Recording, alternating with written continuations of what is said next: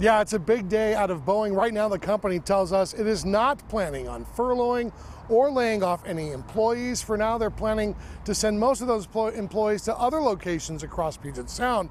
But the suspension does not just impact Boeing's supply chain, it also hits people outside the industry.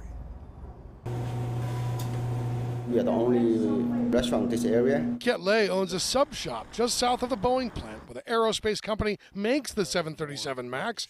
Most of Lei's customers leave the factory floor and visit him for lunch. For me, it's kind of scary because our 80% business from Boeing. In a statement late Monday afternoon, Boeing announced it would temporarily suspend 737 MAX production in January, and while it awaits FAA certification, it'll use the time to move more than 400 aircraft waiting for delivery. Would have impact across the country, quite frankly. Aviation industry analyst Scott Hamilton says while it's good news Boeing doesn't plan on layoffs, the suspension could have impacts with other businesses in the supply chain. Even plastic fasteners. You've got a supplier down in Tacoma who's on the 737 as well as the other 7 series airplanes.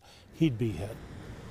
Even Renton's mayor weighed in, telling Q13 News in a statement that reads in part, quote, "We are hopeful that any suspension of production would be for a limited time to minimize any negative impact to local businesses." Nearly 12,000 work at Boeing's Renton plant, and while layoffs for now are off the table, reassignment will always be easy. Sure, if you live in Auburn and you suddenly have to go to Everett, it's going to be a real pain to get up there.